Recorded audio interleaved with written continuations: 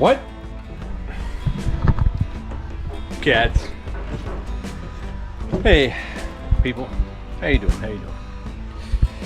Oh, I just had to go check my head in the mirror. 'Cause yeah, I hit my head again on that damn overhang in the shop. When will it stop? Every time I'm doing that, I go, that's my next project, that's my next project, you know, raising the roof. But I don't know. Jesus. All I know is I have been racking my brain with my pizza kitchen. I'm gonna go over here and turn this music off so I can make this video. I don't think I'll have copyright on air because I might not, you know, in order to get copyright, not strikes, but in order to get the copyright notification, the owners of that music have to, you know, basically subscribe to protect my copyright. It isn't just a given. Copyrights are protected because people are paying someone, another company, to protect it. So if they're not paying, or if they're not paid in full, they might not actually even protect it. And on that note, there's probably also companies that unscrupulously collect a whole bunch of people that don't pay, like they can't afford to pay. They take their songs anyway, and they basically say, oh, I hold that copyright, and then, you know, if you get a copyright strike or something, and you're gonna get, and you have to pay or whatever, revenue goes to the guy who's got the 50 different songs that nobody really copyrighted. You know, all of a sudden he does, but it'll rip off. But anyway, yeah, oh man, my quest for this pizza kitchen is, oh, it is busting my ass, man. I have had to, mentally I went through, you know, 10 different probably changes to what the final thing, what I want it to look like than when I first thought of it. Like, you know, and I'll probably go back to one of my earlier videos when I talked about it or something. Maybe I showed a picture of my ideas or something like that. But, you know, as I move along, I hit maybe a roadblock, and then I think, you know what, I gotta change that up. And then I like this and like that, and, you know, it's like with perlite, this perlite stuff, which is really just, you know, the white stuff that you put inside of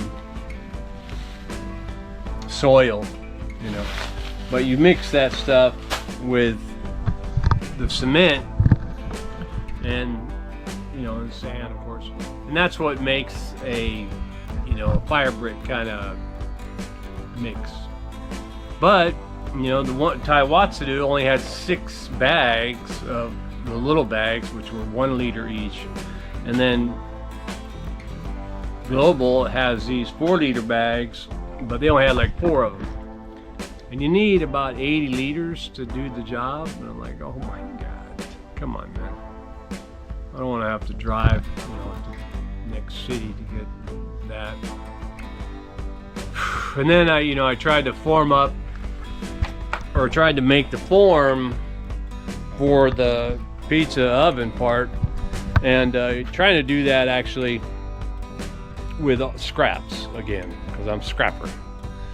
And man, it just wasn't working. I did that. I made it out of cardboard. You know, the slightest pressure started to cave in. I was filling it up with these. I got this old, I'll probably continue to this, but it's the old garden nets, you know, and I put that into a plastic ball, basically made that, put that, and did this, did that. And then after I did the countertop, by the way, I did grind this. This thing's really smooth. I haven't sealed it or anything. I'm still going to do another grind on it, but real happy with how smooth it came out. I used the whole grinding wheel. Got done. What I actually did, I used the diamond, I don't know where it is, must have brought it back. The diamond tip, I grinded, and then I use the sanding one after that, and then this kind of buffing one after that. It's not buffing, it's actually grinds too, but you know, that's the way it worked. It worked out pretty good. And you know, I think in my last video I welded up the grills already, but yeah. Anyway, so what I realized when I was putting together the, you know, some of these forms was that I needed to, my thing here, I needed to extend this. So, because you know how pizza ovens look, right? They have that front part. So this is like the front part, and that's the back part. And then the idea is, of course, the chimney's here. Then the idea is that, actually this is, I just put that back there because this is up here right now. But you know, I have to round the back. You know, you want it round. Can you make it into a flat back? Yeah, you could.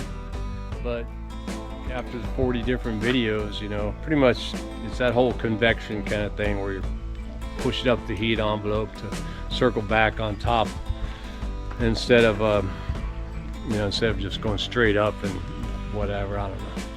So you know, I did, and I want to curve it anyway, so I'm gonna try and get that curve going. But this part here, oh man, I set that up. I actually, because I had to add it, I drilled holes, 4 big old holes going through that part that I had already cemented, like basically on here, drilled through there, and then I put the big bar in there, and you know, tied it up, whatever, and then formed it up and put that, poured more concrete. Hopefully it stays, but, or this time I should say, because, so, you know, in my quest for like, oh, I can work on other stuff while this is drying. So it dried for probably 2-3 hours, and then I started to work on the form above, right? And of course, you know, whatever. Long story short, I was tapping on the top surface with a hammer, and my little bamboo footers underneath. One of them gave way. I saw a crack in the new cement. I'm like, what? And then it gave way. I saw another crack. I'm like, wait a minute, no. And then, yeah, it gave way, and then it fell. So I'm like, you. So I took all that shit, throw it away. And actually, I used it for the front part of the stairs. I did, but then I had to mix another batch and redo it. And now I told myself, don't touch it until it's set up, which means tomorrow or whatever, maybe even later. But yeah, all the other, this is all debris concrete I used, and then when that thing caved in, it wasn't dry, so I throw it back in here, put some water, crush it up, mix it up, and then filled it back in there. I've been making this last step of these new stairs with the end part of all my mixes. So every time I mix cement, I'm about, you know, whatever, half a bucket left over, and so I just pour it down there, and that works out. What I did do also was get bricks, and I'm definitely gonna make this, you know, these bricks are gonna go up, and I'm gonna make it curved, and then that'll be open right there, and that's where all the wood goes. If you remember before, I had 2 bricks here. That was the other deal. I had 2 bricks here. Once I put these the coal shelves in there, as I suspected, there really wasn't enough room to be digging out coal and stuff. And I thought, well, I'll just cut that middle out, which I was gonna. And even then, it just didn't look right. So I knocked those 2 bricks out. Should have done that in the beginning. But then when I went around looking for bricks, I found these little ones. They're small, not that big, and I thought, hey, those are kind of cool. And so what I thought I'd do is take this out of the way. So yeah, so for this stone, I was gonna gonna brick this up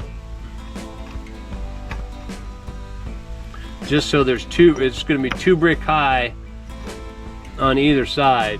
This, I thought maybe I'd go ahead and put bricks in front of it, in the front facade or whatever, and you know, brick this up. There'd be 2 bricks high. Then it should be enough room to dump all the coal in there and dig it out right here in the middle.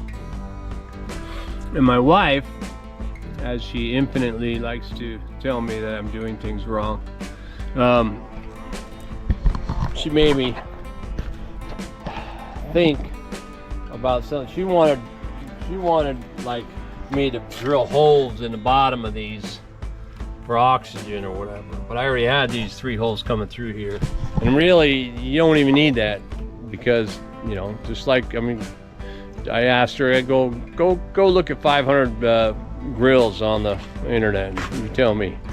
And so, because she's, you know, she's familiar and she's used to these kind of grills, right? So this is a barbecue, it's got holes in it right there, and then this is, you know, the opening where all the ash actually falls through the holes. That's really all it does. There's no big air. The air will come in through here, but it's really from the top, you know.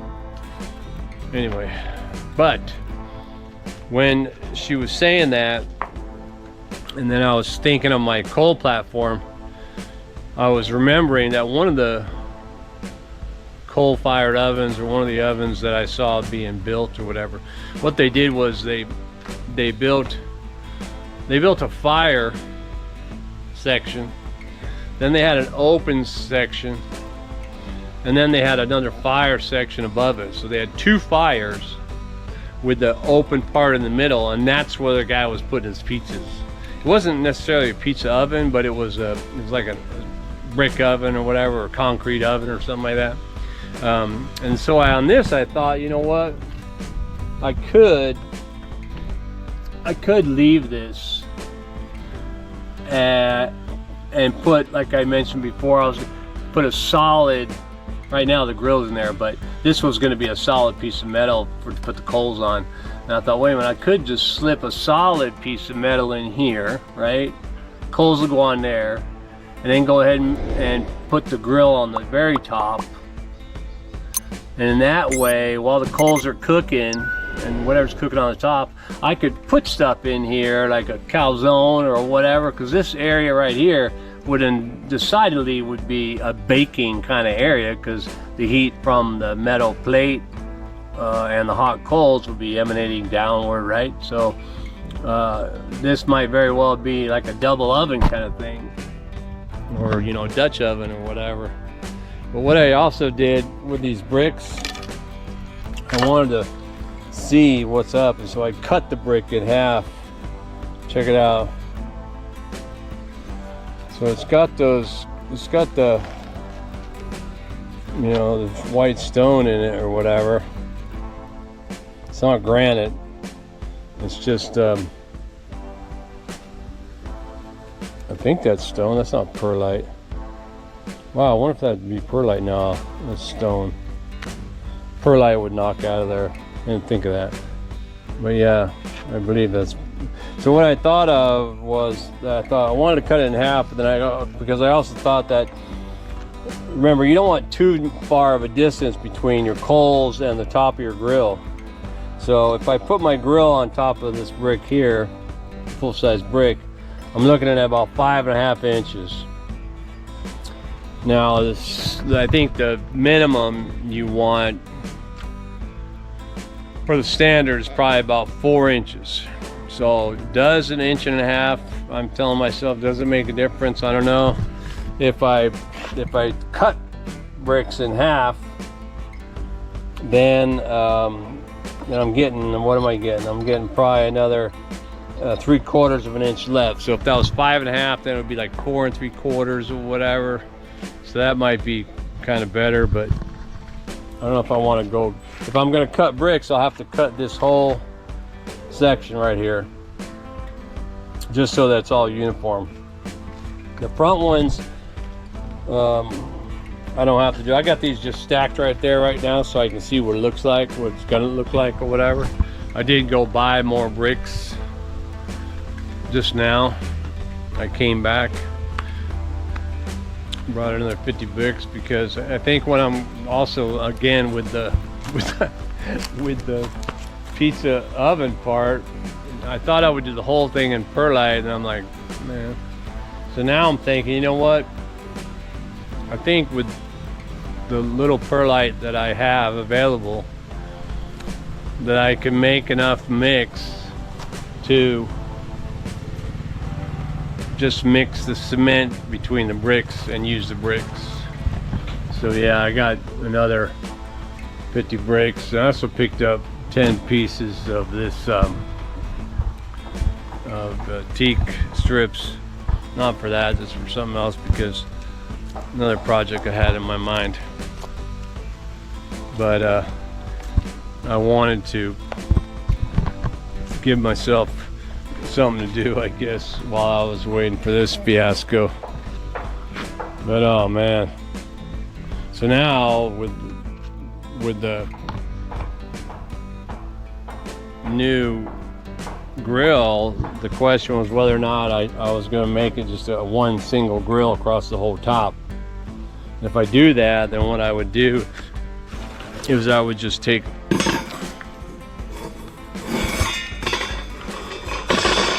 matter of fact, I don't think, oh, that whole thing just fell.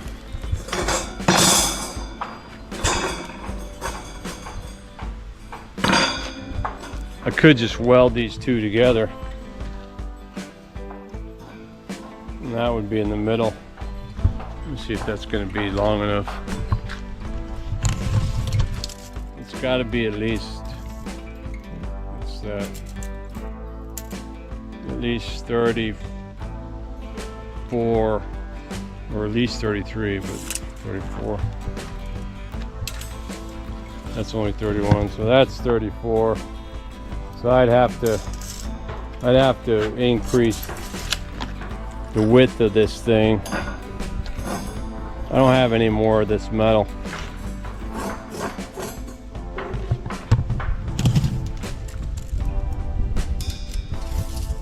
Yeah, so that'd be the blank space, and the space in the middle is really only is these bars or these bricks. So if that brick was in the middle, I don't know, that might be all right. Huh. Anyway, I forget what else I was going to do today. I know after I poured this, I wanted to just quit it, leave it alone, get into something else. That's why I got those wood strips. I thought maybe I was going to decorate our boat with some teak, make it look more like a teak boat. Anyway, I think I'm gonna go eat. My wife picked up some chicken. All right then, let me get back at you and we'll see what's up. If we scratch that, there would be no chicken. That's right, all the chicken guys are chicken. I don't know, but I'd go with the lap, which is minced pork. Yeah. Anyway, so back to the grind. This is what, you know, my original, not original, but this is where I'm at now with my design. I'm thinking the bricks on the facade, the beams or whatever. I was going to brick that whole thing up like that on the bottom. The two bricks up top still give me enough access to get in there for all the charcoal. And with the solid tops, of course, that way hot coals can't pass through. If there was holes, it would pass through. I could put a plank on top of that, but which I still might, but I don't want stuff dropping on it. So anyway, gonna deal with that after. But one of the things I did, or I thought of, was that I would use, and I mentioned this, I was going to use this old slate. You know, I have a lot of it, not a lot, but a fair enough amount. I think I have enough where I can put it, you know, on the side, and then on the insides of those. What do you think? I kind of just set some up there. It does. It's pretty tricky because the stuff is thick, or some of it. I could, bam, hit it. I hit it at a glancing blow, and slate will, you know, shear off. But you remember this one? I made the fountain. Of course, it's all gold now because we're using well water. But anyway, so that's the idea. The finish would be like that. It would be kind of, you know, rough or uneven. Did I do it by hand? What I did there was I just took each piece, put the cement on it, and stuck it to the wall. And then when they were all finished, then I went back with more cement and just whoosh, and filled it in, almost like you're rendering. But because they're all uneven, you can't just render it. You know, you have to put it up all in there, best by hand really, and then wipe it around the cracks and stuff so you can see. If I did render it flat, then I'd probably wind up covering up a bunch of the slate because, you know, it would render to the fattest piece, right? So anyway, but I'm thinking I like it a little bit, you know, the contrast between that slate look and the brick, and then of course the tops are polished. That's kind of cool. What do you think? Yeah, that's my thumbnail. But anyway, yeah, I wish it went a lot smoother. But that's what we do things. That's how we do things here, right? I just wing it. And if it fails, I'll redo it. And hopefully the oven part doesn't fail. The one I did watch, you know, numerous perlite mix, you know, because you're basically making refractory cement when you do that. And I saw lots of the videos, and the deal with the perlite was, or whatever, with the guys who made those ovens with the perlite mix, they were saying like 4 weeks before you do the burn test or whatever. Like you really got to set like 4 to 6 weeks or whatever of just leaving it alone and letting it get solid hard before you run a fire in there and, you know, heat it up and burn it up and see what's going on, which is cool. I mean, I can wait, although our weather, maybe that can be shortened. That's probably in like middle America or something like that, so maybe I can shorten that to 2-3 weeks, or 3 weeks. Okay, 3 weeks. And then burn it. Hopefully it doesn't just go and the whole round parts break off. And then these bricks, I don't know what these bricks were for.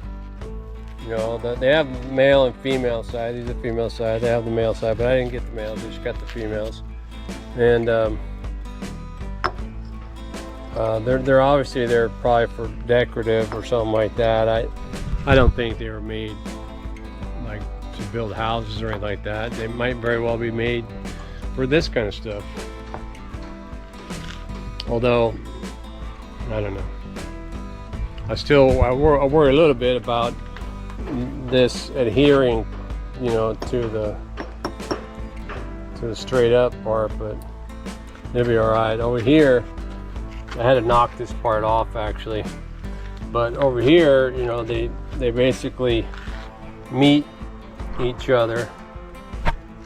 You can see over here, this one doesn't. I could put it on top, you know, and move down. That's no problem, but the level is off,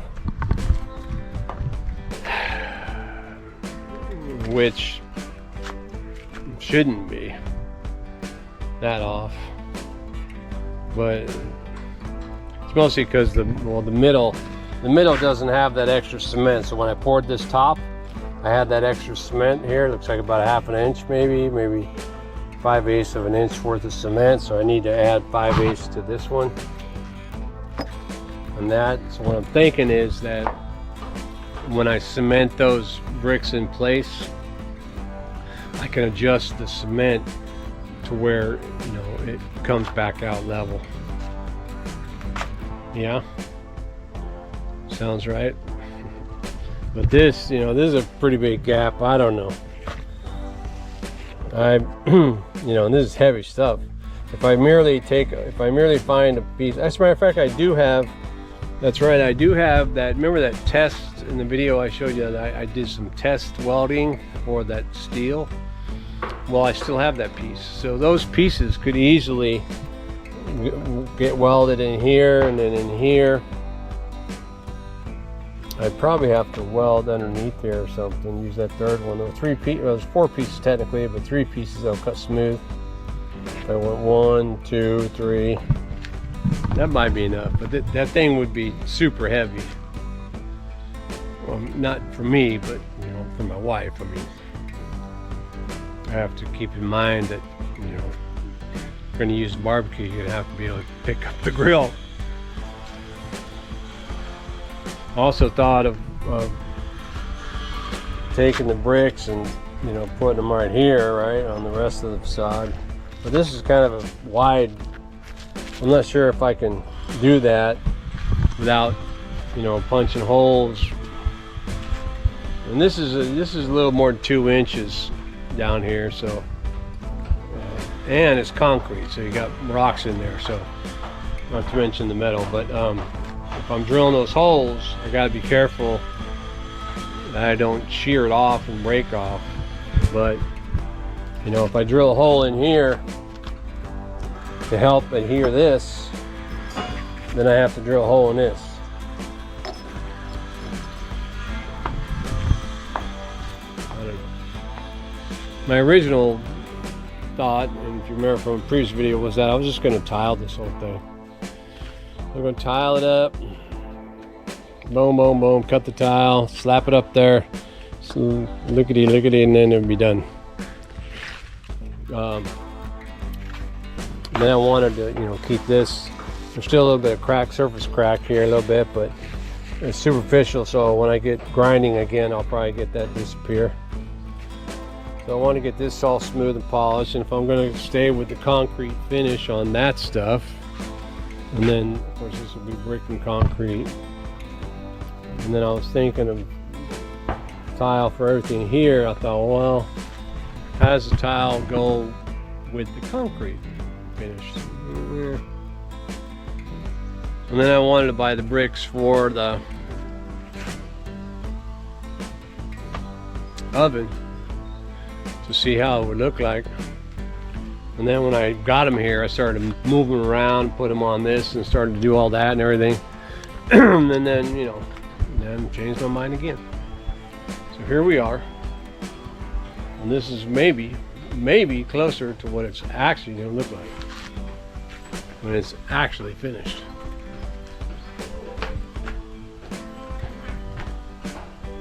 In any case, I hope it is going to come out like I want it to without falling apart. Yeah. Alrighty. There you go. Stay tuned for the next update on the pizza kitchen.